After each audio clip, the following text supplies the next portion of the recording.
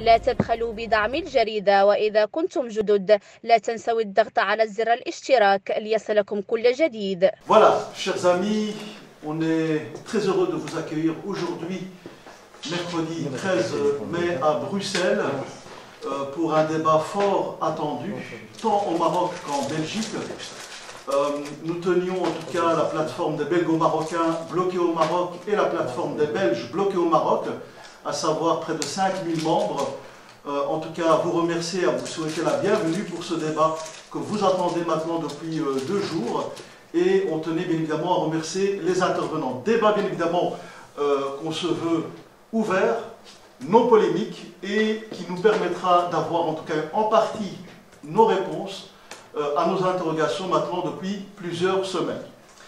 Alors, comme vous le savez, nous avons invité plusieurs personnalités politiques, des présidents de partis politiques, 6 exactement. Nous aurions aimé bien évidemment inclure les partis politiques néerlandophones, puisqu'on sait que dans ce pays, bien évidemment, le poids des néerlandophones politiquement, économiquement est des plus importants. Malheureusement, les conditions et le contexte actuel ne nous permettaient pas d'organiser un vaste débat avec tous les partis politiques belges.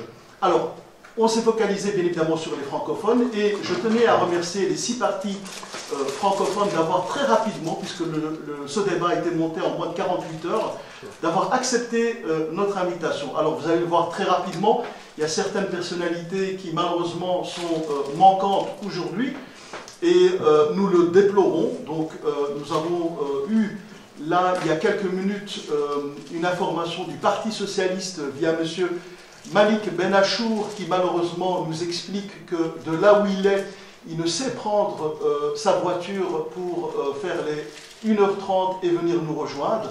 Donc on a essayé bien évidemment de lui proposer M. Ahmed Laouej, mais apparemment ce n'était pas possible pour lui. Et on a essayé avec M. André Flao et malheureusement également ce n'était pas possible pour lui. Je tenais également, avant de donner la parole à nos intervenants, ceux qui nous ont fait l'amabilité d'être présents aujourd'hui, de dire que le président de Défi, M. François de Smet, malheureusement nous a prévenus aussi très tardivement, pensant que c'était une vidéoconférence. Voilà, on est malheureusement désolé pour les dizaines, des centaines, les milliers de personnes au Maroc et en Belgique qui attendaient en tout cas les interventions de ces partis politiques. Et puis également M. Georges-Louis Boucher, qui est le président du mouvement réformateur, le MR. On nous a prévenu aux alentours de 13 h que le président du MR était aujourd'hui fortement occupé et qu'il ne pouvait être là. Et donc on nous a promis la présence au moins d'un député, voire notamment du président du mouvement réformateur bruxellois. À l'heure où on vous parle, malheureusement, nous n'avons personne. Nous attendons également M. Georges Dalman, député fédéral bien connu pour le CDH, et donc à l'heure où je vous parle toujours, nous n'avons aucune information. Alors je voulais, en préambule, avant d'introduire, remercier ceux qui nous ont fait non seulement le plaisir et qui se sont déplacés, à savoir M. Samuel Kogolaki, qui est député fédéral et qui suit ces matières au ministère des Affaires étrangères depuis maintenant le début. On peut parler de quelqu'un qui est un expert dans le domaine, et bien évidemment le vice-président du PTB qui nous fait le plaisir également d'être parmi nous, M. David Pessiot. Alors en deuxième partie, nous aurons le plaisir de recevoir Maître Georges-Henri Bautier qui est déjà présent dans la salle, et le témoignage également de 2 personnes qui ont de la famille au Maroc et qui ne comprennent pas, malgré les critères humanitaires de leur famille, d'essuyer toujours, à l'heure où je vous parle, des refus de l'ambassade de Belgique. Alors on va rentrer dans le vif du sujet, en commençant d'abord par dresser un portrait de la situation de la pandémie. Nos plateformes ont toujours, tant au Maroc qu'en Belgique, expliqué que le plus important, même pour les personnes bloquées au Maroc, c'était de ne pas attraper le virus, qu'il fallait être patient. Donc nous avons répété cela comme un mantra dès le début, parce que nous pensons qu'il faut être responsable avec le contexte actuel, où les 3/4 de la planète ont été ou sont confinés, fait que forcément il va falloir faire preuve de patience et surtout ne pas attraper le virus. Alors, depuis le début du confinement de la Belgique, la première question avant de rentrer dans le sujet, dans le vif du sujet, c'était de poser la question à M. David Pessiot et à M. Samuel Kogolaki. le gouvernement actuel a des pouvoirs spéciaux.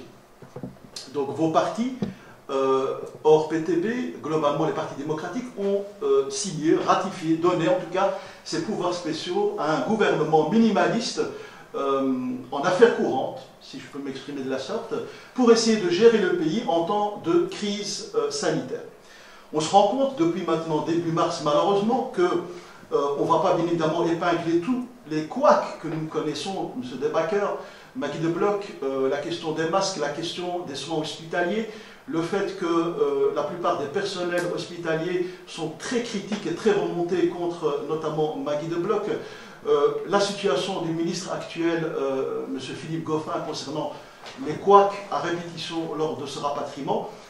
Alors, je n'ai pas envie de faire du vrai boss, mais j'aimerais vous entendre 1 minute 30, votre avis par rapport à la situation globale avant de rentrer dans le vif du sujet. Quel bilan tirez-vous depuis début mars par rapport à ce gouvernement? On va peut-être commencer par M. David Pestiot, donc le vice-président du PTB. D'abord, un grand merci pour cette invitation et je dis bonjour à tous ceux qui nous écoutent en Belgique et au Maroc. Je crois que ce qui s'est passé depuis le début de mars, c'est en fait un fiasco et je pense que le fiasco de la situation des Belges qui se trouvent au Maroc est le reflet d'un fiasco plus général sur une série de domaines. On l'a rappelé, les masques, les hôpitaux, la prise en main de la pandémie. Et nous, on pense que, en tout cas, le fait que aussi d'autres partis politiques ne sont pas présents aujourd'hui, c'est une sorte de fuite de responsabilité, presque une métaphore de la situation qu'on a eue jusqu'à présent dans ce pays, tant pour l'affaire des Belges qui sont au Maroc, que pour la question plus générale de la prise en main de cette pandémie.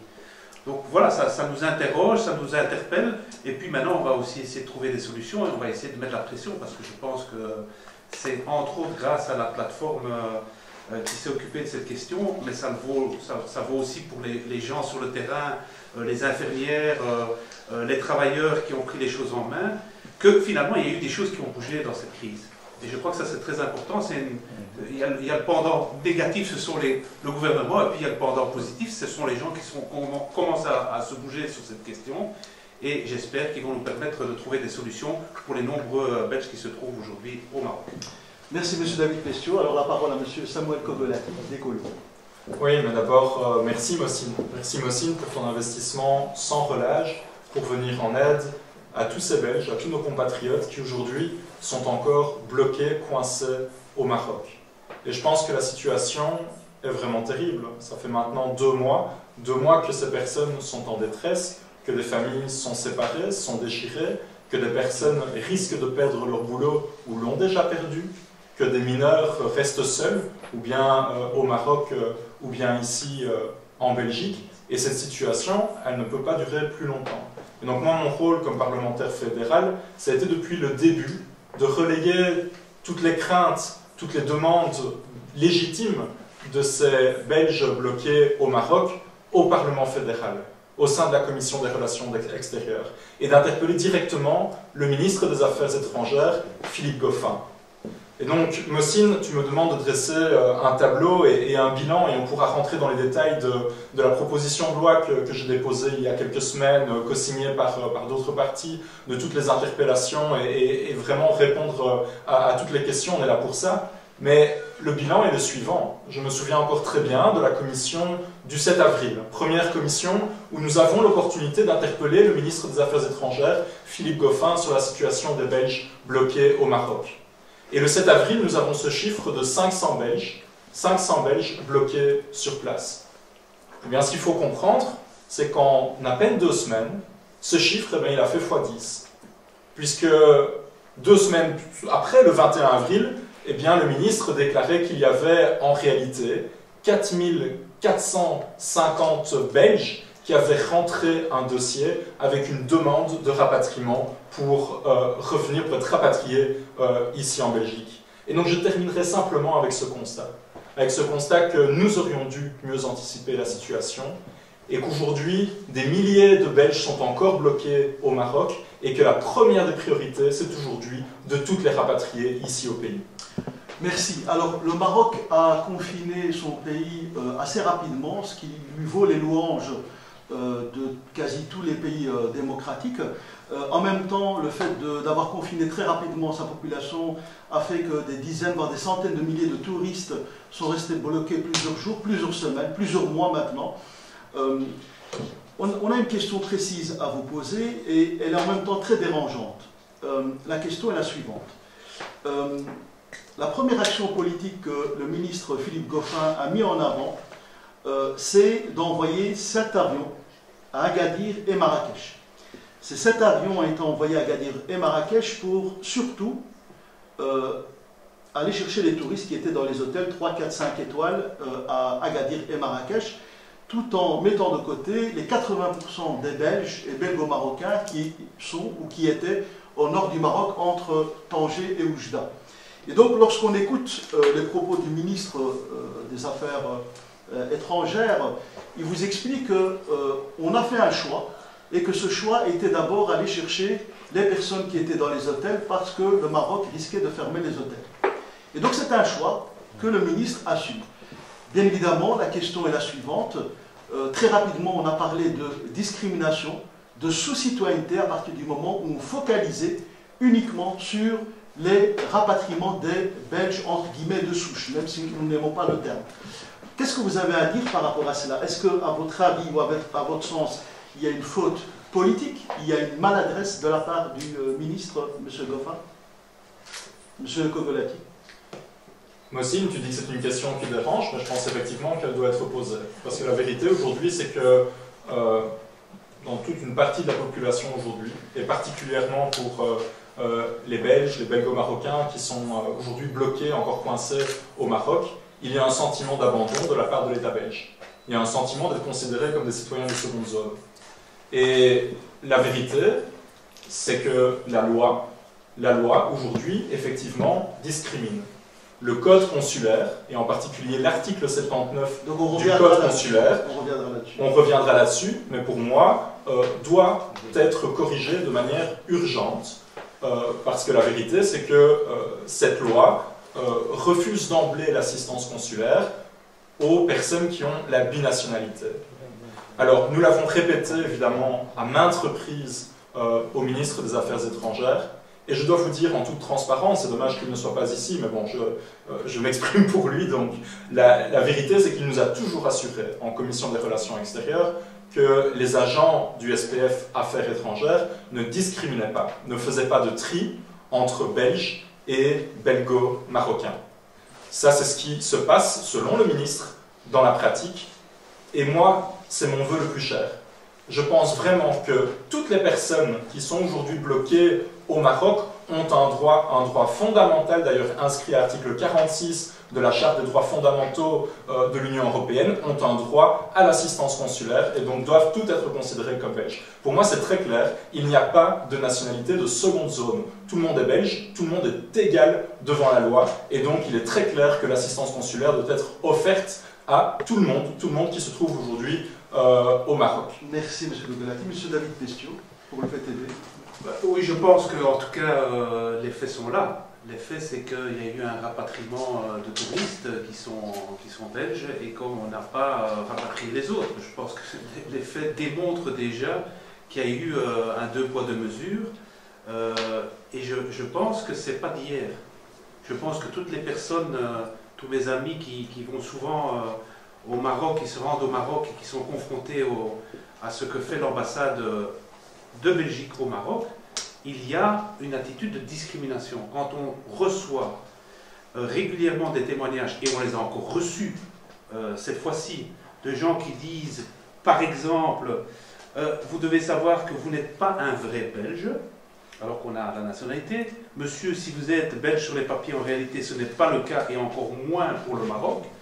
Je crois que là, on est devant des fonctionnaires, où il y a des témoins qui ont entendu ça, on est devant des fonctionnaires qui outrepassent leurs droits et qui visiblement sont couverts par une administration et par un ministre. Parce que ce sont des faits inqualifiables. Je vais vous raconter simplement, parce qu'on parle de la double nationalité. La double nationalité, en réalité, vous avez la nationalité belge, c'est ça que devrait suivre la Belgique. à partir du moment où vous êtes résident en Belgique, le droit international vous donne c'est ça qui vous donne en fait la possibilité de dire vous êtes belge, y compris quand vous êtes au Maroc, et vous avez le droit de demander un rapatriement. Et évidemment, il y a une loi, mais il y a aussi l'esprit de la loi qui est là derrière et qui justifie cette discrimination que beaucoup de gens qui sont belges depuis aujourd'hui 2 ou 3 générations, qu'on leur renvoie systématiquement l'idée qu'ils sont marocains et donc ils n'ont pas les mêmes droits que des Belges touristes qui se retrouvent alors dans une situation où ils peuvent être rapatriés. Et je crois que c'est ça qu'il faut interroger, parce que là encore, c'est l'image un petit peu, et je crois que beaucoup de Belges d'origine marocaine le ressentent aujourd'hui, c'est l'image de la discrimination qu'ils ressentent toute l'année, et qu'ils ont cette fois-ci dans un temps de crise vu avec force. Je crois que les crises, elles montrent les failles des systèmes, et on a vu la faille du système dans cette question de la discrimination, et je crois que c'est assez regrettable, et c'est quelque chose qu'il faut vraiment maintenant changer pour permettre à ce que des gens qui se retrouvent pour X ou Y raison et qui sont belges ont la possibilité de retourner en Belgique le plus vite possible, parce qu'aujourd'hui il n'y a aucune raison pour laquelle on n'affrète pas des avions pour revenir en Belgique. Le risque sanitaire est beaucoup plus limité aujourd'hui, la crise est en train de se stabiliser, et donc on doit absolument avoir ces rapatriements. Merci. Alors, une question qu'on nous pose régulièrement, qui est la suivante. Dans ce dossier, à votre avis, vous qui l'avez suivi, qui est réellement fautif? Est-ce que c'est l'État marocain? Est-ce que c'est l'État belge? Est-ce que c'est éventuellement les deux? Alors nous, bien évidemment, les deux plateformes, on a envoyé une invitation à l'ambassadeur du Maroc, M. Mohamed Hamel, avec qui moi-même j'ai eu début avril un entretien d'une vingtaine de minutes. Tout ce qu'on a compris dans l'échange sans divulguer la profondeur et la teneur de la discussion, c'est qu'il fallait être patient, c'est ce qui revenait dans la discussion. À votre avis, puisque la question, on m'a demandé de poser la question, qui est responsable? Est-ce que c'est l'État belge et le ministère des Affaires étrangères et l'incurie de l'ambassade de Belgique? Est-ce que c'est l'État marocain? Il faut savoir simplement que pour l'État marocain, les Belgo-Marocains au Maroc sont des Marocains, clairement. Et puis, pour la Belgique, les Belgo-Marocains au Maroc sont des Marocains et pas belges. Donc, à votre sens, on n'en sort quasi pas de cet imbroglio. Quelles sont les responsabilités partagées ou la Belgique a plus de responsabilités, à votre sens?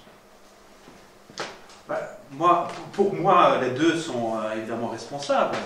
Le fait que le Maroc continue à considérer que des gens qui sont résidents à l'étranger sont totalement ou principalement marocains, et dans ce cas-ci complètement marocains, puisque c'est la raison pour laquelle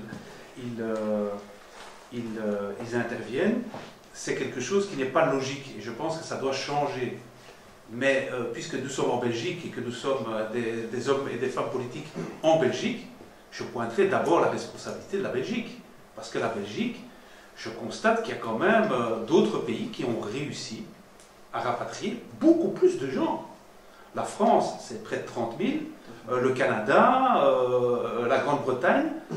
Et là, j'ai tendance à dire que quand j'entends le ministre marocain parler que la Belgique et les Pays-Bas ont fait preuve de discrimination, dans les faits, on ne peut que lui donner raison, puisque si on regarde les chiffres, il y a eu beaucoup plus de rapatriements en France, en Grande-Bretagne et ailleurs. Monsieur Pestiot, comment expliquer le mutisme du ministre belge Goffin face quand même à une accusation qui semble totalement stupéfiante du ministre marocain, M. Nasser Bourita, qui le fait le jeudi, et donc le lendemain, le jour même, le silence radio, on peut parler de grande muette par exemple, nous l'avons sollicité par rapport à cette sortie. Comment se fait-il que tout au long du mois de mars et une partie du mois d'avril, le ministre Goffin a toujours clairement chargé l'État marocain en accusant l'État marocain d'être responsable des blocages et que lui, en tant que ministre belge, il ne faisait aucun distinguo entre les citoyens et qu'au contraire,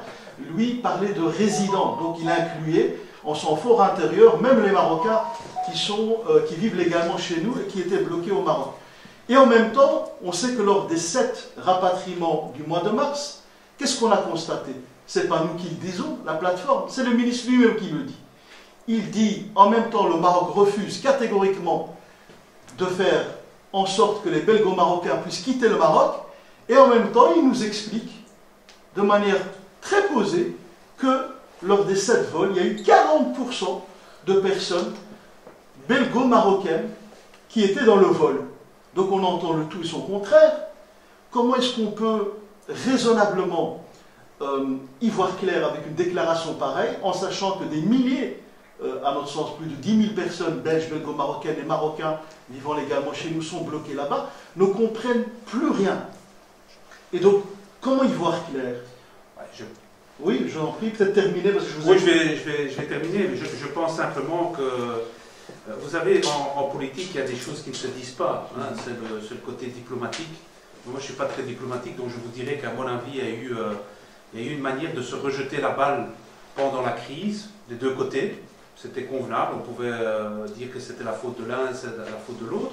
Et maintenant, je constate simplement qu'effectivement, depuis cette déclaration du ministre marocain, il n'y a pas de réaction du ministre belge. Notre député Nabil Boukili, qui suit le dossier à la commission des affaires étrangères de très près, hein, ensemble avec Samuel Koumbiati et d'autres, m'a dit: j'ai interpellé le ministre les 2 dernières sessions de la commission et il est aux abonnés absents. Il ne répond plus aux questions. On aura des réponses seulement le 19 mai. J'espère que le 19 mai, on aura enfin des réponses que tout le monde attend, mais je trouve que c'est quand même assez fort. Et c'est une constante dans le reste de ce qu'on a vu dans cette crise du corona. Ben, c'est les ministres qui se renvoient et disent ben, c'est pas moi, c'est un autre. Voilà, ici, il n'y avait qu'un seul ministre. Hein. Dans le cas des masques, ils en ont fait 6, donc c'était facile. Dans le cas des Belges au Maroc, il n'y en a qu'un seul. Donc là, ils sont obligés de dire ah, c'est la faute au Maroc. Mais c'est une manière de renvoyer la responsabilité. Je vous laisse un peu plus de temps parce que nous devions être en live avec 6 partis politiques. Il n'y en a que 2 qui ont assumé leurs responsabilités. Je donne la parole à M. Kogelet. Je crois d'abord, c'est important de dire pas de simplisme. Donc on se rend bien compte que la situation est excessivement difficile pour tout le monde. Et évidemment en première ligne aussi pour nos services, pour l'administration, pour les SPF Affaires étrangères, mais aussi pour nos diplomates sur place au Maroc. On se rend bien compte aussi, et ça je crois que peu de Belges le savent, mais qu'énormément de Marocains, des milliers de Marocains, sont aussi bloqués à l'étranger et ne peuvent pas rentrer dans leur pays au Maroc. Donc c'est important d'admettre que la situation est une de crise, d'accord, difficile pour tout le monde. Maintenant, quand on compare avec d'autres pays européens, qui eux aussi font face exactement au même problème, avec aussi des binationaux bloqués au Maroc, on se rend compte de quoi? Que la France a fait plus de 120 vols au mois d'avril et de mai, que l'Espagne a continué ses liaisons par ferries depuis le Maroc, pour l'Italie la même chose. On se rend compte que même la Corée du Sud s'est vue affréter un vol par le roi du Maroc en personne, le Canada, même chose, et vous trouvez toutes ces informations-là en tapant rapatriement de personnes bloquées au Maroc sur Google ou sur le site d'Air Canada. Et toutes ces informations sont connues depuis plusieurs semaines déjà. Nous savons depuis plusieurs semaines parfaitement bien que le gouvernement marocain, certes, n'autorise pas tous les départs, tous les rapatriements, il faut le dire, la situation n'est pas simple, mais autorise depuis le début des rapatriements pour raisons à la fois sociales et aussi humanitaires. Et donc moi, c'est ça que je ne comprends pas. Ce que je ne comprends pas, c'est que des familles continuent à être séparées aujourd'hui. Je ne comprends pas que des mineurs soient aujourd'hui encore seuls, sans leur maman, sans leur papa, bloqués au Maroc. Je ne comprends pas que des personnes qui aujourd'hui peuvent montrer très facilement, encore ce week-end, une personne m'a interpellé, m'a montré que, et sur base de documents, elle m'a tout photographié sur Facebook, elle me disait, mes 2 enfants sont mineurs, ils sont bloqués avec leur papa au Maroc. Leur papa, mon mari, exploite un petit magasin ici dans la région bruxelloise. Ce magasin a été complètement vandalisé au 1er avril. Et qu'est-ce que je fais? Moi, je sais que c'est ma seule source de revenus. Et je sais que si mon mari, si mes enfants ne reviennent pas, eh bien, on peut mettre la clé sous le paillasson. Et donc, on se rend bien compte que les raisons sociales, urgentes, humanitaires, qui justifient un rapatriement par les autorités belges, eh bien, elles sont établies depuis déjà très longtemps, depuis déjà plusieurs semaines. Et donc, moi, ce que je demande comme parlementaire au ministre des Affaires étrangères, M. Philippe Goffin, c'est de pouvoir renforcer de toute urgence ces équipes parce qu'on se rend bien compte aujourd'hui que ces équipes sont complètement dépassées par la situation. On ne parlait que de 500 personnes, que de 500 Belges bloqués au début, maintenant 5000. Donc on se rend bien compte qu'il y a eu un problème d'anticipation, et moi je demande aujourd'hui, que toute la lumière soit faite sur les chiffres exacts, mais aussi qu'on puisse de grâce rapatrier encore les personnes qui rentrent dans ces conditions pour raisons sociales et humanitaires. Merci, M. Samuel Kogolati. Je vais avoir besoin de l'expertise et de l'expérience de maître Georges-Henri Bottier. Je l'invite à se mettre à côté du député écologiste. Je vais me pousser un tout petit peu pour respecter le 1,50 m de distanciation sociale et ne pas risquer la vie de nos intervenants, de nos invités. Avec ou sans masque? Pardon? Avec ou sans masque? Comme vous voulez, maître, comme vous voulez. Voilà, alors, monsieur maître Bottier nous a fait le plaisir et l'honneur d'être avec nous cet après-midi. Je l'en remercie. Alors, on va parler juridique pendant quelques minutes, et donc sur deux aspects. Le premier aspect, j'ai envie quand même de revenir 2 minutes sur cette loi qui a été votée en 2018 d'assistance parlementaire, que tous les partis politiques de gauche, de droite, d'extrême gauche ont voté, à part 3 parlementaires d'extrême droite. Et donc, on l'a clairement signifié, la loi et le cadre de la loi de manière globale est intéressante, n'est pas bonne, mais intéressante, mais malheureusement en son sein, il y a l'un ou l'autre paragraphe qui pose problème, et un vrai problème de fond, et c'est ce qu'on explique depuis le début. Attention, pas de simplisme, il ne faut pas rejeter en bloc cette loi, mais il faut faire le maximum pour, en tout cas, supprimer. Alors la question, je vais la poser aux 2 partis politiques, vraiment en 10 secondes. Est-ce que vous avez un regret d'avoir voté cette loi? Est-ce qu'il y a un regret? Et si oui, comment le comprendre? Évidemment, je pense que c'est une faute de notre groupe parlementaire de ne pas avoir vu ce paragraphe important, cet article 79, parce que tout notre programme et toute notre pratique va à l'encontre de cette pratique. Donc oui, évidemment, ça, on le regrette, et on dépose évidemment, et on est les premiers à vouloir demander, avec d'autres d'ailleurs, je pense maintenant, le retrait de cet article 79 qui justement fait cette distinction entre des Belges en fonction de leur origine, et ça ne va vraiment pas, puisque pour nous, quelqu'un qui réside en Belgique et qui est belge doit avoir les mêmes droits dans une aide à l'étranger. Quelque pays qu'il soit. Donc je veux dire par exemple, moi j'ai la double nationalité belgo-britannique, et il est évident que la pratique de la loi et ce qui se passe maintenant par rapport au Maroc, ce ne se passerait pas dans ce cas-là. Et donc c'est vraiment, je crois, quelque chose qu'il faut très très rapidement changer. Donc voilà, le PTB regrette, vous l'avez entendu. Simplement rappeler peut-être pour les néophytes et les personnes qui ne sont pas au courant et qui nous regardent du Maroc, c'est l'article, le paragraphe 79 de cette loi votée en 2018, amendée vers mai-juin, que la Ligue des droits de l'homme a directement critiqué de manière virulente, qui prévoit quoi en fait? Qui prévoit que les binationaux ne peuvent prétendre à l'assistance, donc à l'aide, on fait aussi la formation ouvrière populaire ici, de l'assistance consulaire lorsqu'ils se trouvent dans le pays de leur seconde nationalité. Alors juste avant de donner la parole à maître Bottier, pour Écolos, il y a un regret, parce qu'on a été également très choqués de constater que les partis de gauche ont voté cette loi. Mais bien sûr, c'est une loi qui, à l'époque, a été proposée par le ministre Didier Reynders et qui est passée de manière complètement expresse au Parlement fédéral. D'ailleurs, le Conseil d'État, qui devait donner son avis sur cette proposition de loi et ce code consulaire, ne voyait absolument aucun problème à l'article 79.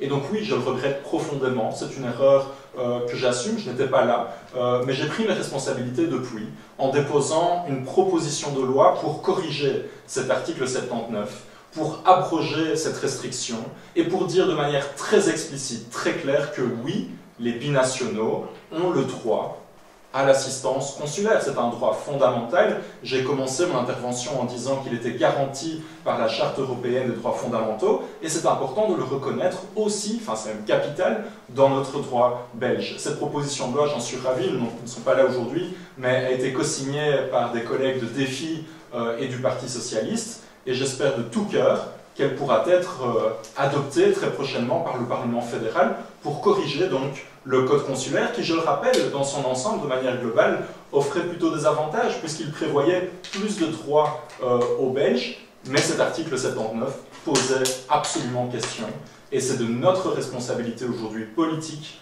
de corriger cette erreur. Alors, juste avant de céder la parole à Maître Bautier, donc je vais lui demander de rapprocher le micro.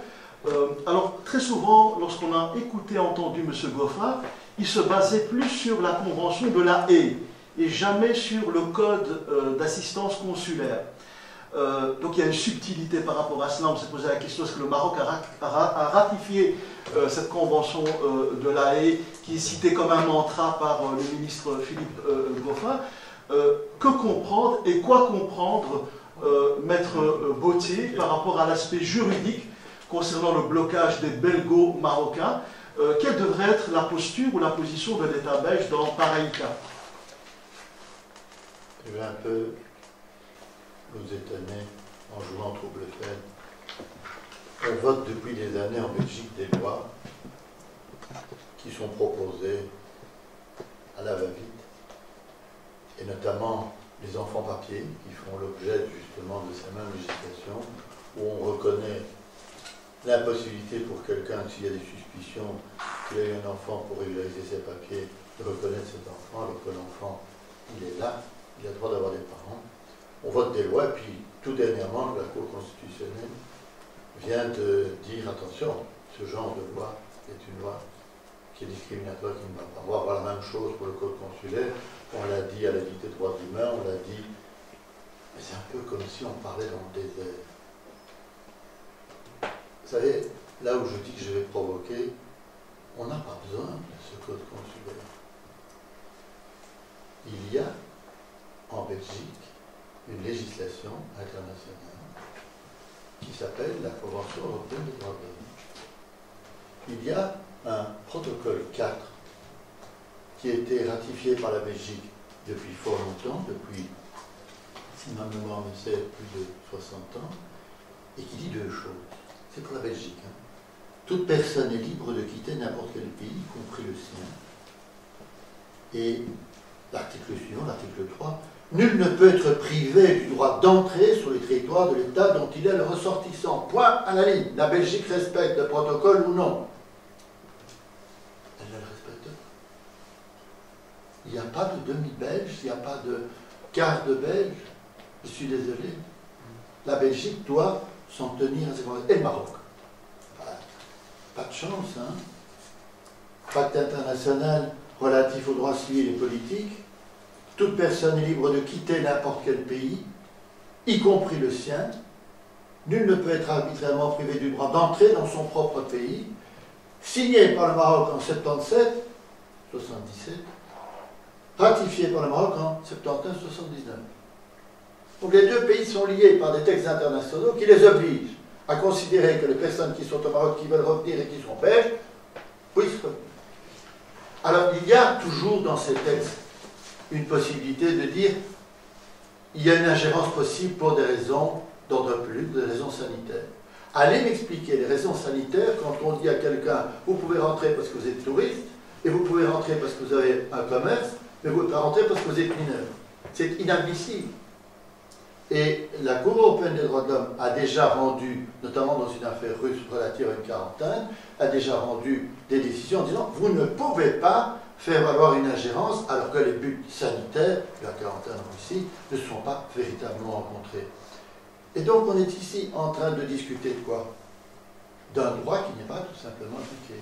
Alors moi je comprends très bien que tout le monde ait envie d'abord de poser des questions. Vous savez, moi je suis tout de même très étonné de voir que la démocratie s'enraye. Et ce n'est pas de la démagogie. J'ai des clients qui posent des questions en disant mais qu'est-ce que vous avez comme information sur l'OMS et sur ce que l'OMS est indépendante d'experts ou pas des... La pandémie, vous avez construit, ça se voit. Madame de Bloch a fait des arrêtés interdisant certaines choses en mars, qui sont maintenant autorisées. Et qu'est-ce que vous allez rendre comme vaccin obligatoire? Par quelle société pharmaceutique va-t-on être inondé? Vous croyez qu'on a des réponses? Aucune. Vous avez posé des questions, nous avons au niveau de ce qui concerne des milliers de gens, des questions à poser, les réponses sont ou fausses, ou pas satisfaisantes. Vous avez un protocole 4 de la Convention européenne des droits de l'homme, vous avez un article 12 du pacte international, respectez le point à la ligne. Et si ça ne va pas, après les questions posées, après les interrogations, après les pressions, il faudra bien qu'un juge, en Belgique ou au Maroc, alors moi je ne suis pas avocat marocain, je dirais un juge en Belgique ou un juge international. Il y a un moyen de recours peut-être possible, il faudrait l'examiner sans trop se lancer dans des procédures, parce que pas non plus actionner les procédures pour des procédures. Il y a les référés, la procédure d'urgence à Strasbourg, en disant il y a des gens qui sont bloqués là, il y a une urgence à les faire revenir. Voilà, donc on peut dire tout ce qu'on veut, les outils sont là, le ministre est là pour faire en sorte que la Convention européenne des droits de l'homme, le Maroc est là pour faire en sorte que le pacte international, et la Belgique qui l'a signé aussi, la Belgique l'a signé un peu plus tôt en 1968, puisse être respecté. Alors, beaucoup de personnes vous regardent au Maroc et en Belgique. Nous, on a créé une adresse mail, on a reçu 90 plaintes de personnes qui étaient ou qui seraient intéressées de déposer plainte devant les tribunaux en référé, donc en urgence. Maître Bautier, est-ce que vous pensez, dans le contexte de la pandémie mondiale, dans le contexte actuel des pouvoirs spéciaux, très particuliers, qu'il y a une chance que ces personnes-là puissent être entendues par un juge, ou pas? Alors, que ce soit très clair, depuis 2 mois, je refuse d'entamer des procédures tonitruantes pour dire « Ah, on a signé l'État belge, ah, on a signé l'État marocain », pour avoir la satisfaction d'avoir son nom dans le journal et dans quelques mois, dans quelques années, des résultats négatifs. Ça, c'est de la démagogie. Non, ne vous lancez pas dans des procédures qui sont des procédures casse-cou. Mais si on prépare un dossier, et je ne suis pas là pour prendre des dossiers, je ne suis pas là pour faire la publicité, il y a d'autres avocats, il y a d'autres cabinets d'avocats éventuellement au Maroc qui peuvent aussi le faire, c'est simplement de dire, à partir du moment où les questions sont posées, les réponses sont insatisfaisantes, les législations, les conventions internationales ne sont pas respectées, il faudra droit de réagir. Alors la réaction, moi je suis juriste, c'est le recours. Mais avant tout, essayez d'arranger les choses en disant à M. Goffin, non, ça suffit. Merci. Merci, Maître Bautier, mais restez avec nous. Vous allez bien évidemment pouvoir intervenir, demander la parole. Alors, entre le 12 et le 17 avril, un accord est intervenu le 12 avril entre l'État marocain et l'État belge pour rapatrier sous 3 critères humanitaires les dizaines, centaines, voire milliers de nos compatriotes. Qu'est-ce qu'on a remarqué? Très rapidement, l'ambassade de Belgique a été totalement débordée, 6100 mails, alors que le ministre des Affaires étrangères parlait de 500, 600, 700 Belges au Maroc, alors que nous parlions déjà de 10 000 personnes. Donc, l'ambassade de Belgique reçoit 6100 emails, équivalent à 4500 dossiers qui rentrent dans le critère 1, 2 et 3. Critère 1 de maladie, critère 2 qui est le social et le familial, donc les mineurs en Belgique, les parents au Maroc, etc. Et le critère 3, qui est un critère professionnel avec un risque concret de la perte d'un emploi et ou d'une faillite pour les indépendants. Qu'est-ce qu'on constate? On constate que sur les 4500 dossiers, le ministre belge, ou l'ambassade de Belgique, écarte 1000 dossiers qui sont stricto de nationalité marocaine, estimant que de toute façon le Maroc va bloquer. Reste 3500 dossiers. De ces 3500 dossiers, pour beaucoup avec certificats médicaux, attestations professionnelles et des preuves même de composition de ménage, etc., le ministre parle de 1700 dossiers qui vont être retenus. Et puis patatras, quelques jours plus tard, nous explique que finalement ce sera 1400 au Parlement fédéral. Alors quid du reste? Et puis là va commencer, si vous voulez, le kafkaïsme ou le surréalisme à la belge, où des gens qui rentrent dans 1, voire 2, voire même 3 critères sont refusés 1 fois, 2 fois, 3 fois.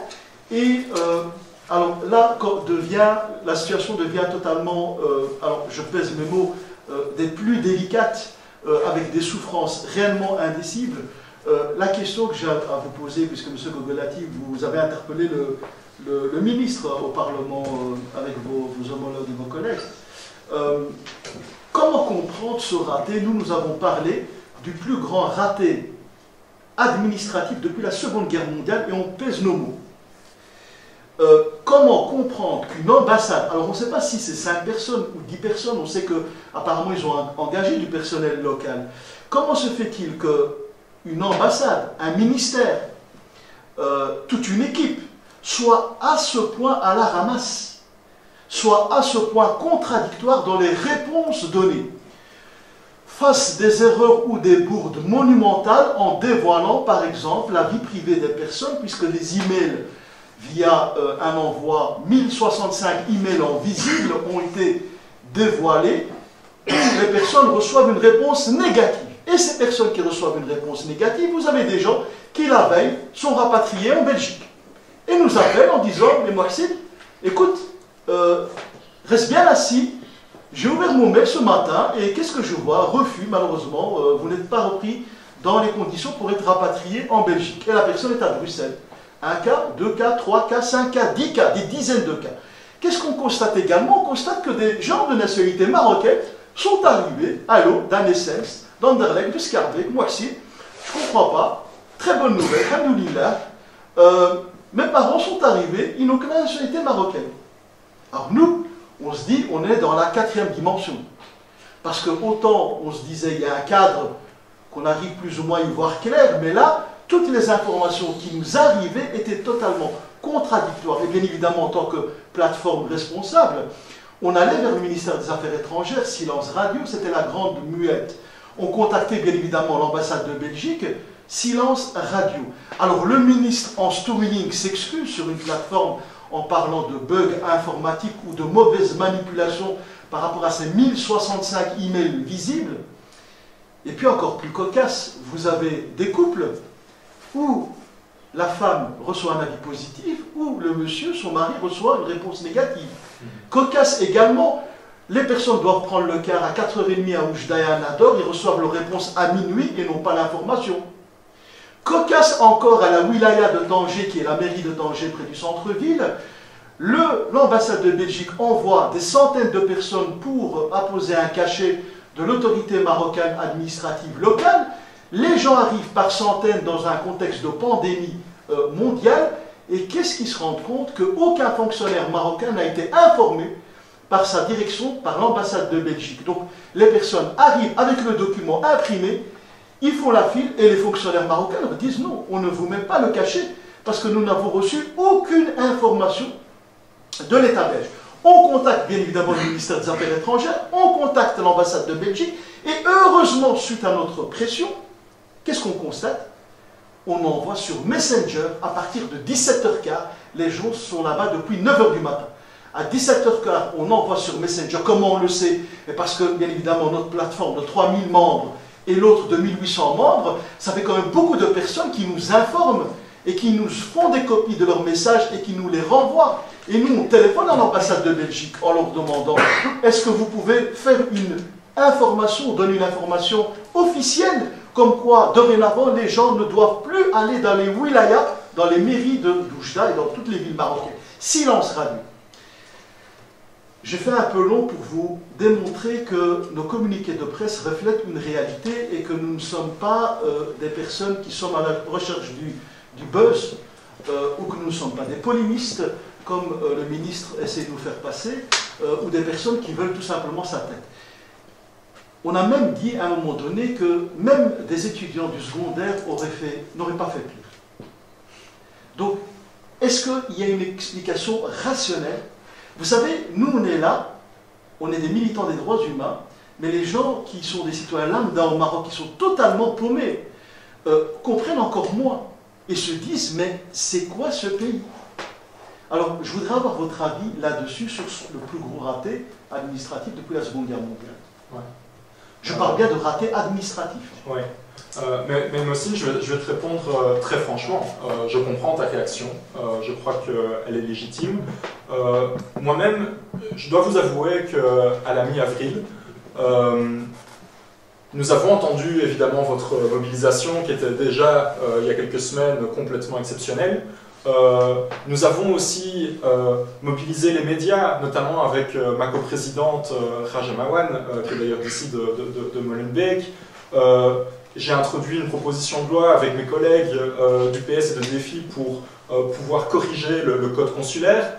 Et puis, j'entends la bonne nouvelle qu'enfin des rapatriements pour raisons urgentes, humanitaires et sociales vont être organisés.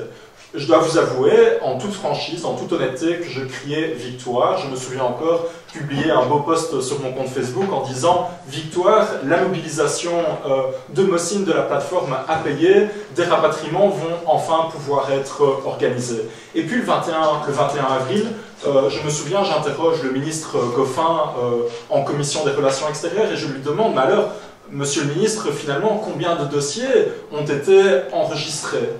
Et là, surprise, il me répond 4450 demandes. 4450 demandes, soit, encore une fois, 10 fois plus que le nombre dont on nous avait informé quelques semaines auparavant. Et sur ces 4450 demandes, le ministre nous dit que seules 1700 personnes ont rentré un justificatif qui peut être considéré comme valable. Autrement dit, toutes les autres personnes, une centaine de Belges, restent sur le carreau. Une semaine plus tard, c'est plus 1700, c'est même 1400 personnes. Et donc vous faites très simplement le compte, vous vous rendez très vite compte qu'il reste en fait plus de 3000 Belges bloqués sur place. Et même dans les personnes qui ont reçu une réponse positive, eh bien même dans ces personnes-là, vous avez encore des Belges qui attendent aujourd'hui leur rapatriement. Et donc oui, la vérité c'est qu'il y a effectivement quelque part un problème administratif avec des personnes qui aujourd'hui peuvent faire valoir des raisons à la fois sociales et humanitaires qui sont tout à fait valables. Et j'en reçois, enfin, à titre personnel, mais je suis certain que c'est le cas évidemment de la plateforme et d'autres dans la pièce, mais rien que sur Facebook, par email ou par téléphone, je reçois des dizaines de messages de personnes bloquées au Maroc qui ont des raisons mais impérieuses pour rentrer. Je pense à des personnes âgées qui doivent suivre un traitement médical d'urgence ici en Belgique. Évidemment, ce sont des personnes qui ont le droit d'être rapatriées ici en Belgique. Et pourtant, ce n'est toujours pas le cas. Et donc, notre rôle comme parlementaire, eh bien, c'est de faire toute la lumière sur, effectivement, tu as parlé de fiasco, je crois que c'est effectivement un grand désordre administratif, mais avec des conséquences très humaines. Et des conséquences aussi très psychologiques. Parce que là, ça fait 2 mois que ces personnes attendent, et là, la détresse, eh bien, elle monte. Monsieur David Pessoud.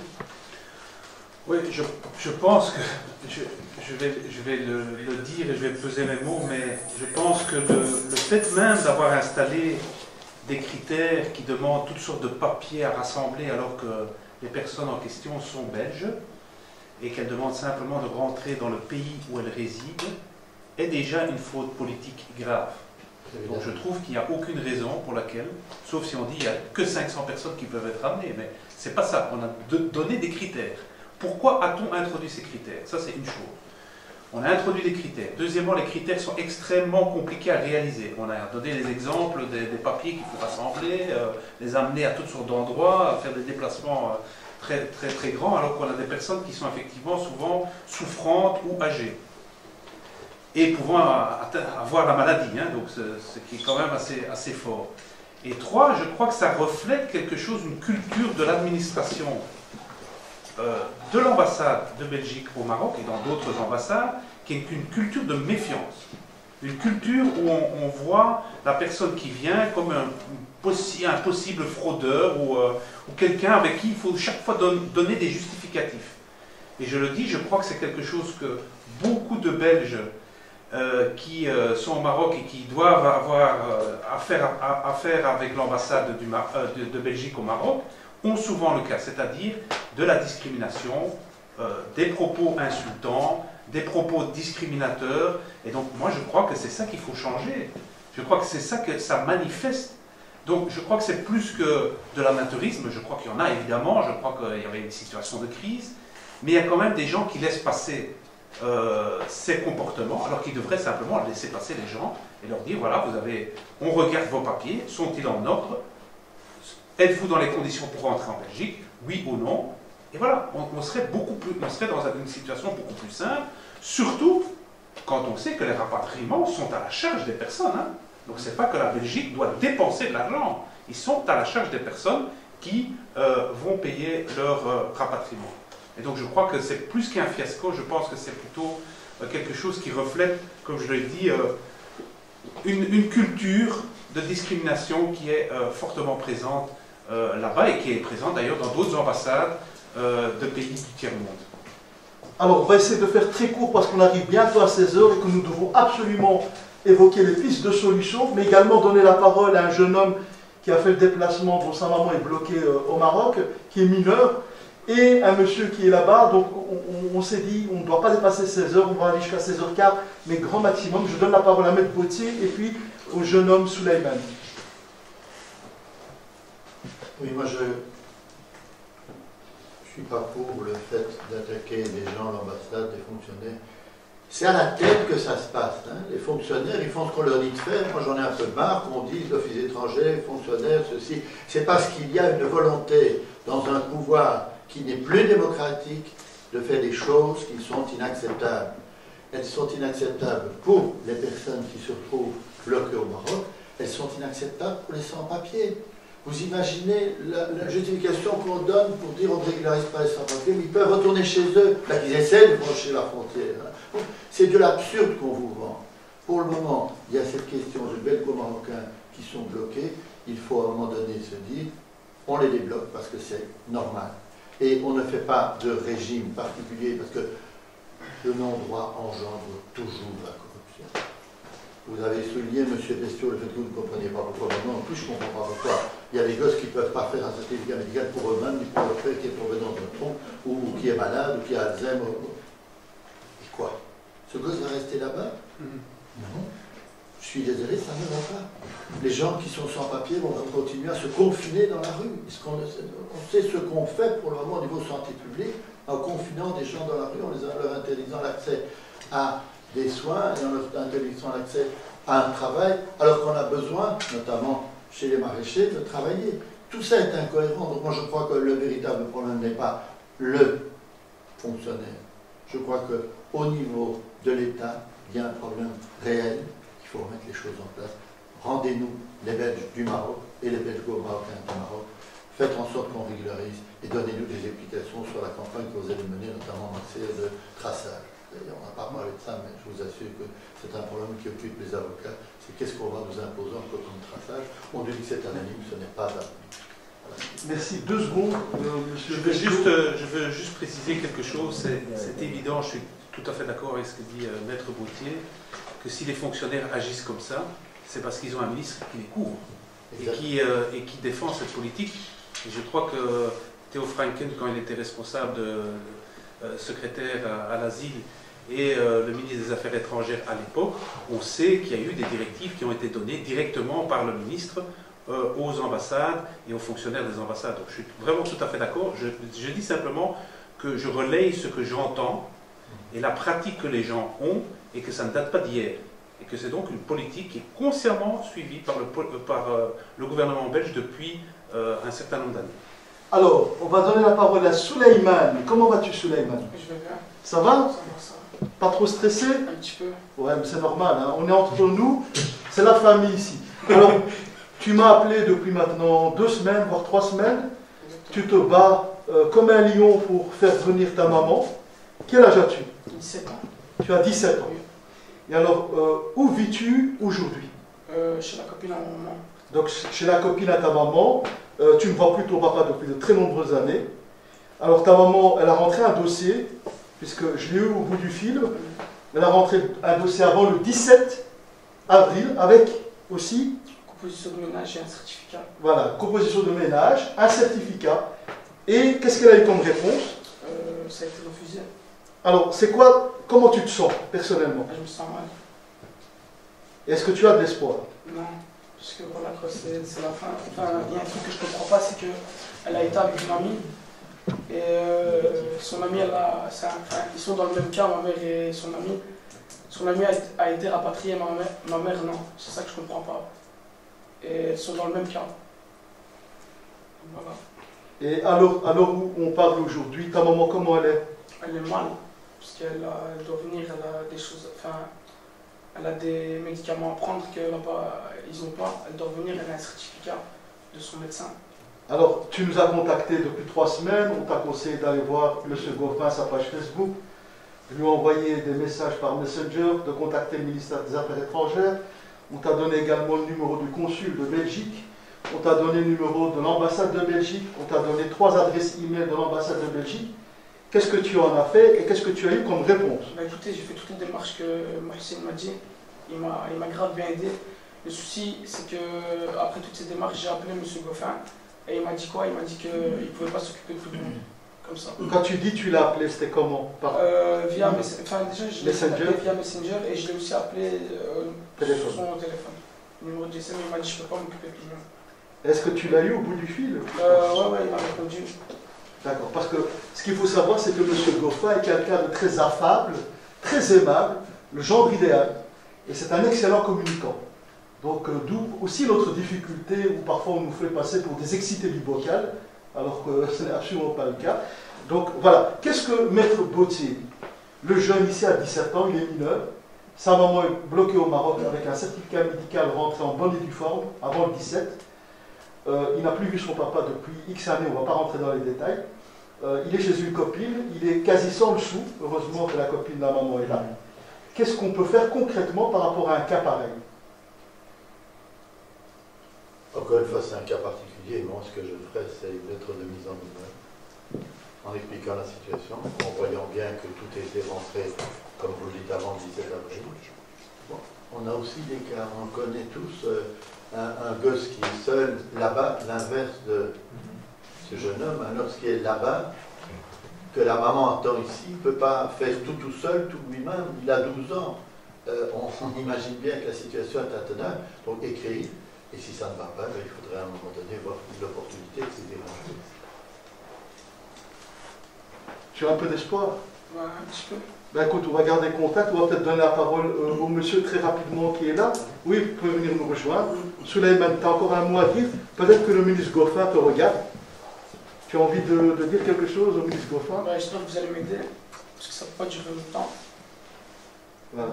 Merci. On espère. En tout cas, merci à toi Souleymane, tu peux rester là. Voilà, donc un jeune homme, monsieur, donc un handicap. En quelques mots, expliquez un peu votre situation. Voilà, donc je vais essayer d'être très bref. Moi, ma situation, c'est que j'ai ma femme qui est enceinte de maintenant 6 mois et ma fille de 2 ans qui sont coincées au Maroc, à Oujda. Et ils sont là-bas depuis le 6 mars. Donc j'étais censé les rejoindre le 5 avril et revenir le 19 avril ensemble. Donc, voilà, il faut savoir qu'ils sont partis simplement pour voir les grands-parents. J'ai fait donc toutes les démarches pour pouvoir les faire ramener. Donc j'ai envoyé des mails partout, donc à tous les adresses email possibles. J'ai téléphoné partout, donc tout ce qui est ambassade, consulat. Et en fait, ça fait maintenant plusieurs semaines que qu'on ne dort plus, qu'on est vraiment mal. Et surtout, c'est de se sentir abandonné. Donc, moi, j'ai pas eu de réponse, donc, ni négative ni positive. Je reçois souvent des emails automatiques en disant qu'il faut arrêter de nous écrire, qu'il faut être patient. Même quand j'ai quelqu'un au téléphone, il n'y a personne qui sait me dire s'ils sont sur la liste ou pas. Dites-moi juste s'ils sont sur la liste ou pas, qu'on sache quoi. Parce que moi j'ai ma femme qui risque, nous on a peur qu'elle fasse une fausse couche, parce qu'elle stresse, elle ne dort pas, elle s'énerve. Donc personne ne sait m'aider. J'ai fait tout ce qu'il fallait faire. Donc voilà, moi j'aimerais bien avoir une réponse. Et aussi ce que je ne comprends pas, c'est que j'ai appris de sources sûres des gens qui sont revenus. Il y a des hommes en bonne santé qui ont pu rentrer, donc qui ne sont pas vieux, pas malades, pas d'enfants mineurs. J'ai entendu, bon, malheureusement, il y a des gens qui ont fait aussi des faux certificats pour pouvoir rentrer. Ça, malheureusement, j'en veux pas au service administratif, parce que s'ils doivent commencer à vérifier tous les certificats, s'ils sont vrais ou pas, on ne s'en sort plus. Mais voilà, moi j'ai l'impression que moi qui ai fait tout de manière honnête, comme on m'a demandé, de ne pas les harceler, d'envoyer tout ce qu'il faut dans les délais, ben, je suis sur la touche, et d'autres gens qui ont peut-être été, entre guillemets, plus malins. Moi, j'ai une très jeune femme qui sont allés faire des faux certificats, ben, eux, on peut rentrer. Et alors aussi, ouais, voilà, moi depuis que je suis petit, on m'a toujours dit les femmes et les enfants d'abord. Ben, les femmes, j'ai une femme enceinte, j'ai un enfant de 2 ans qui pleure après moi, qui essaie de me toucher à travers le téléphone, on ne comprend pas ce qui se passe. Et voilà, moi j'en ai marre. Moi j'avais dit carrément qu'à un moment donné, si on me refuse, si on fait rien pour ma femme, ça fait 2 mois que je ne les ai pas vus. Et en tant que bon père de famille responsable, je ne peux pas rester. Et à un moment donné, ok, ça fait 2 mois que je ne fais rien, mais je ne peux pas rester à un moment donné les bras croisés parce que je me sens. Je ne peux pas, je dois faire le maximum pour ma femme et ma fille. Et je l'ai dit, si jamais je n'ai pas de réponse, moi je suis prêt, j'ai déjà regardé sur internet, à commander un mégaphone et à aller carrément devant chez M. Goffin pour l'interpeller.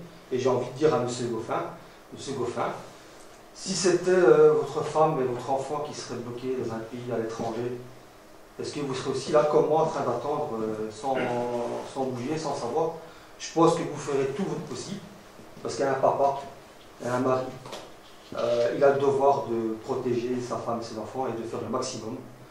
Donc moi je vous préviens, voilà, maintenant, si je reçois une réponse négative demain ou après-demain, ben, je ferai tout ce qui est en mon pouvoir pour qu'on me ramène ma femme et ma fille.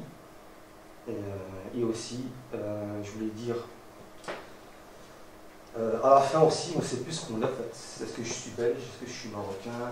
Moi, je suis né en Belgique, donc déjà, je n'ai pas choisi le pays où naître. Mais je suis né en Belgique, je vis en Belgique, j'ai fait ma vie en Belgique, je travaille en Belgique, je paye mes impôts en Belgique, je vote en Belgique.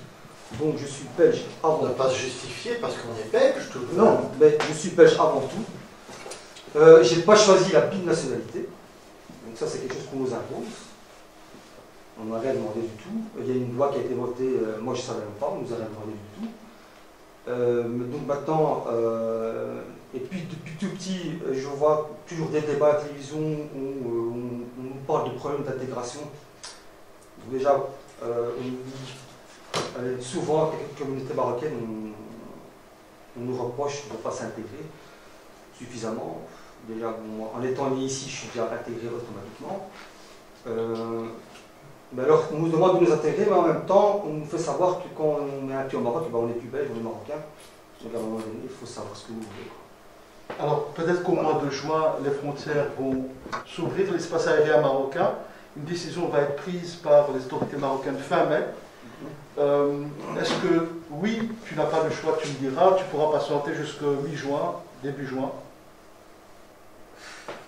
Puisque le dernier avion part vendredi. Le dernier avion part vendredi, on est toujours dans l'espoir d'avoir une réponse, on ne peut pas avoir une réponse aujourd'hui, ou même demain. Enfin, on est bien mercredi. Il y a un avion qui part aujourd'hui ou demain. Nous, on est encore dans l'espoir d'avoir une réponse. L'espoir fait vivre. Franchement, ce qui nous fait tenir le coup, c'est d'avoir justement des gens qui sont...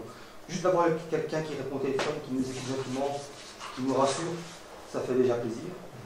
Et aussi, je ne remercierai jamais assez M. Maxime pour tout ce qu'il a fait. Parce que c'est vraiment... j'ai envie de dire en fait que le seul qui nous a écoutés et qui nous a donné de l'espoir, c'est lui. Et il y a d'autres personnes.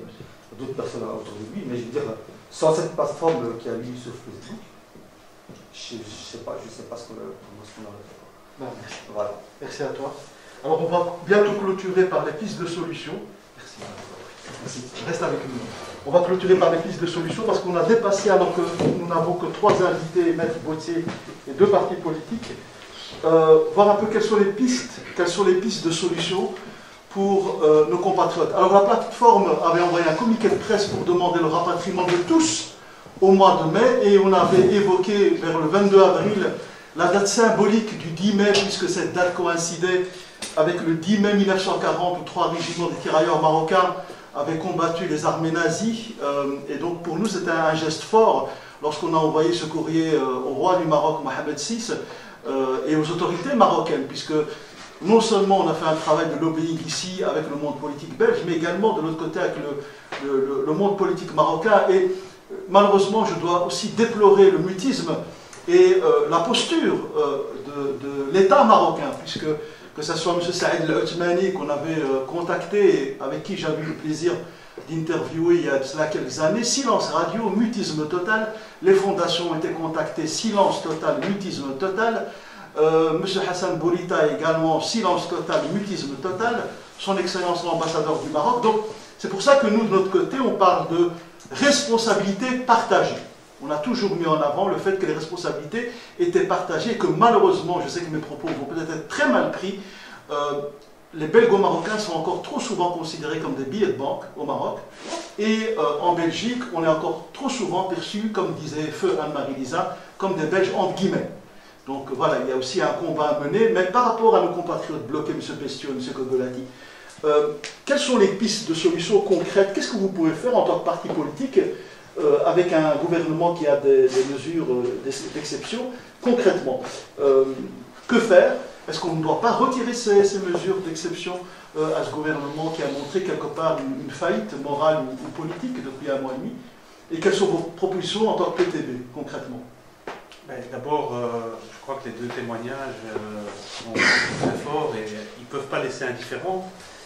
Et pour rebondir avec ce qu'a dit le dernier intervenant, monsieur, on peut vous prêter un mégaphone, parce que je pense que, oui, il va falloir mettre la pression, parce qu'il y a quelque chose qui ne bouge pas assez. Enfin, il ne bouge pas, visiblement, ça fait déjà 2 mois, et avec une activité, je pense effectivement, une pression tout à fait raisonnable, avec des arguments, je pense que les 2 témoignages sont le reflet de milliers de gens qui sont dans la même situation, qu'il faut simplement demander le rapatriement de tous les Belges qui sont au Maroc, tous les Belges et tous les gens qui résident en Belgique et qui souhaitent revenir en Belgique, ils doivent pouvoir le faire. Il se fait qu'il y a une compagnie aérienne qui est en pleine restructuration. J'ai entendu qu'elle parle de 10 avions en moins. Bon, on les donne pour les rapatrier. Je crois qu'il faut prendre ces mesures pour... je ne comprends toujours pas, au moment où la pandémie, donc les raisons sanitaires sont en train de se résoudre, ou en tout cas, il y a un recul fort de la pandémie.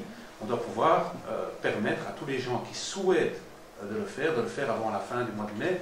Et je crois que c'est sur ça qu'il faudra faire. Mais je pense, comme l'a dit monsieur, qu'il faudra mettre la pression d'une manière, différentes formes d'action, mais il faudra mettre la pression pour changer les choses. On le voit dans d'autres dossiers liés à la pandémie de cette crise, que c'est seulement quand les citoyens se bougent que les ministres, finalement, est-ce que se bougent aussi. Le PTB pourrait demander, si le dossier continue à s'enliser, la démission du ministre Goffin?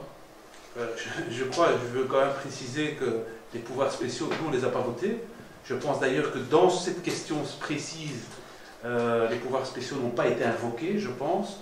Ils ne sont pas lieu d'être, donc c'est une décision du gouvernement, on va dire, normale, dans son exercice normal. Mais je crois qu'il y a beaucoup d'autres ministres qui devraient démissionner, aussi, pas seulement M. Goffin, pensons à Guy Debloc et d'autres, mais je crois surtout qu'il faut une solution. Je crois qu'il faut surtout travailler à ce que les personnes soient maintenant rapatriées, qu'il y ait une solution concrète, et ça passe par envoyer des avions et ramener les gens. Et sans avoir ces critères, parce que je crois que les exemples l'ont suffisamment montré, M. Gauthier l'a dit à juste titre, tout critère de ce type-là amène l'arbitraire et amène la corruption et amène à des situations qu'on a entendues où des gens passent, comme on dit, en schleit pour pouvoir quand même avoir quelque chose et que d'autres n'ont pas. Ça divise les gens. Les gens peuvent venir, sont résidents en Belgique et qu'ils puissent revenir en Belgique. Merci. Samuel Kogolati. Oui, Mossine. Je vais être très concret parce que je pense que c'est important de se rendre compte que derrière les 2 témoignages que nous avons entendus et qui ne sont qu'une petite partie visible de l'énorme iceberg que représente ce problème des Belges coincés au Maroc, c'est important de bien se rendre compte qu'en fait il y a des vies humaines. et que derrière les textes de loi, derrière les critères, derrière les textes de conventions internationales, qui sont parfois d'ailleurs invoqués complètement à tort, comme la Convention de la Haye, qui concerne la protection diplomatique et non l'assistance consulaire, mais c'est un détail, passons. Ce qui compte, c'est de se rendre compte qu'il y a là des familles qui sont déchirées, des personnes, des enfants, des femmes, des hommes qui sont en détresse et qui doivent rentrer ici au pays, en Belgique. Et ça, c'est l'urgence numéro 1. Et donc moi, je peux vous assurer que, comme parlementaire fédéral, votre message, vos témoignages, ils ne me laissent pas de marbre. Et ils me poussent à m'engager et à décupler ma mobilisation au Parlement pour que quand j'interpelle le ministre Goffin, eh bien, il se sente bien, il se rend bien compte qu'il y a une vraie urgence à rapatrier absolument tout le monde. Et encore une fois, c'est un droit fondamental. C'est l'article 46 dont je vous ai parlé. Et moi, ce droit, j'ai envie aujourd'hui de le concrétiser. Et comment? Parce que c'est important de parler de façon très concrète. Parce que le problème, il est bien réel. D'abord en renforçant les équipes. Parce que, quelque part, le politique, ok, il prend la décision, mais il donne aussi des moyens humains, financiers, logistiques à l'administration pour agir. Je crois que c'est important de renforcer ces équipes, tant à Bruxelles, au SPF Affaires étrangères, mais aussi à Rabat, à l'ambassade. Parce que visiblement, aujourd'hui, nos équipes, eh bien, de fonctionnaires, et ce n'est pas leur faute, elles sont complètement débordées par la situation. Et je pense que c'est important, au-delà des lettres de refus ou d'octroi et des lettres positives suite aux demandes de rapatriement, je pense que c'est important de pouvoir maintenir aussi une communication proactive avec toutes ces personnes qui sont en détresse. Ce n'est pas normal, toutes ces personnes qui aujourd'hui ne reçoivent absolument aucune réponse de la Belgique. On soumet un dossier, on soumet pourtant des pièces justificatives, peu importe, et on ne leur répond pas. Et ça, ça ne va pas. Ça ne va pas. Et donc aujourd'hui, il faut pouvoir leur répondre. Une autre solution, et je m'arrêterai là, mais c'est une piste de solution européenne. Vous savez que dans plein d'autres pays, vous savez qu'il n'y a pas que le Maroc, énormément de Belges sont aussi ailleurs sur la planète, bloqués dans d'autres pays à l'étranger. Eh bien, nous avons mis en place des rapatriements en lien, en partenariat avec nos voisins européens.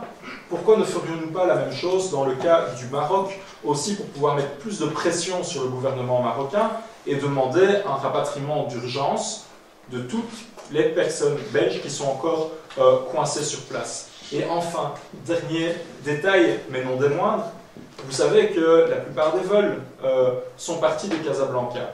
Or, Casablanca, c'est extrêmement éloigné pour toute une série de personnes qui sont bloquées dans l'est ou dans le nord du pays. Pourquoi ne pourrions-nous pas aussi organiser des rapatriements et des vols au départ d'aéroports, je pense à Oujda, ou pourquoi pas aussi à Tanger, au nord du pays, pour pouvoir vraiment rapatrier tous les Belges. Et donc j'en finirai simplement là, mais vraiment, mon message c'est de tout cœur avec vous, parce que je comprends aujourd'hui que vous perdiez patience. On va faire, si vous voulez bien, une petite synthèse. Je suis contre les gens qui invoquent des conventions pour invoquer les conventions et se donner des arguments. Vous avez raison, on invoque la convention de la Haye, on berne les gens. Donc, maintenant, pratiquement, il faudrait que des parlementaires, l'association qui nous accueille aujourd'hui et les familles demandent un rendez-vous chez le ministre. Moi, on va consulter avec un autre confrère ce que j'ai dit et ce que je répète. Ça ne sert à rien d'aller au tribunal immédiatement. Ministre, recevez-nous, il y a des choses qui ne vont pas. Si ça ne va pas, on en appelle au gouvernement. Si ça ne va pas, après une mise en demeure et des dossiers construits. Ils ne vont pas des dossiers où on dit j'ai un avocat, alors on dit non, c'était le 19 avril, c'est pas le 17 avril.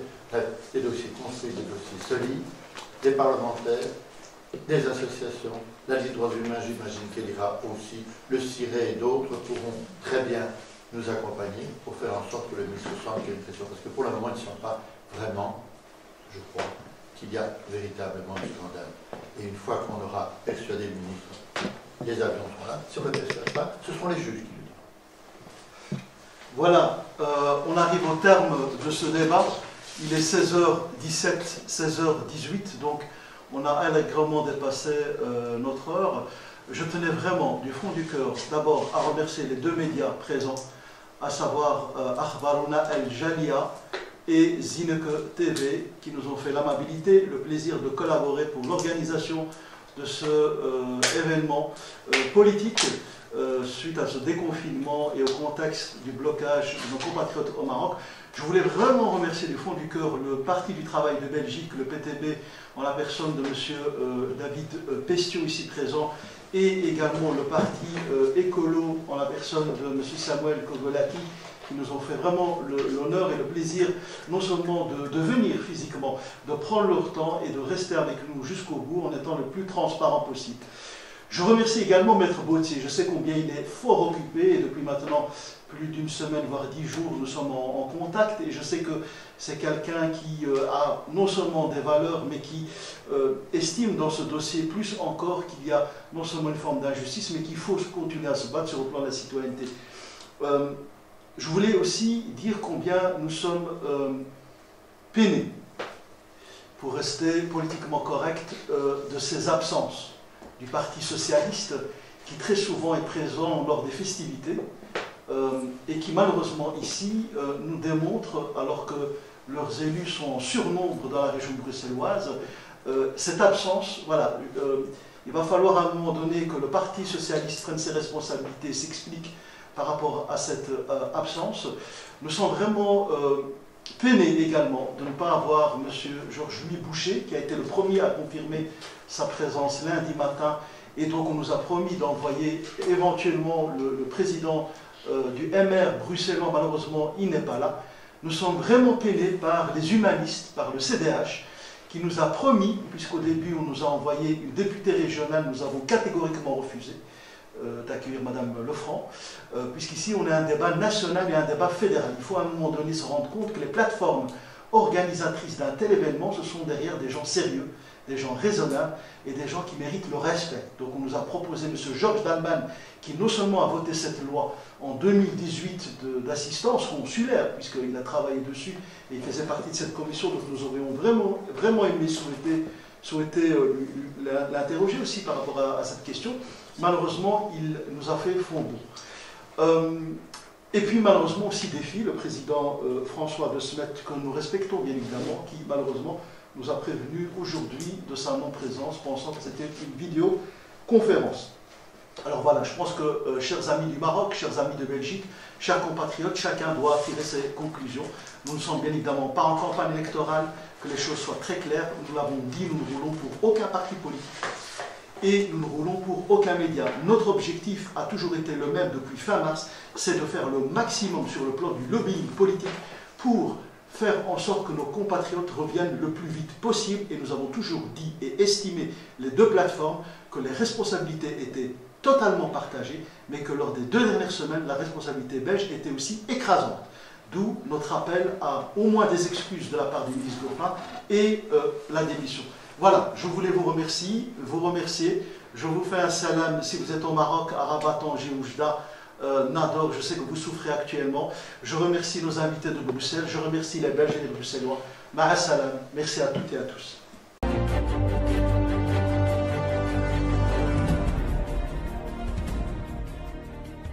لا تبخلوا بدعم الجريدة، وإذا كنتم جدد لا تنسوا الضغط على زر الاشتراك ليصلكم كل جديد.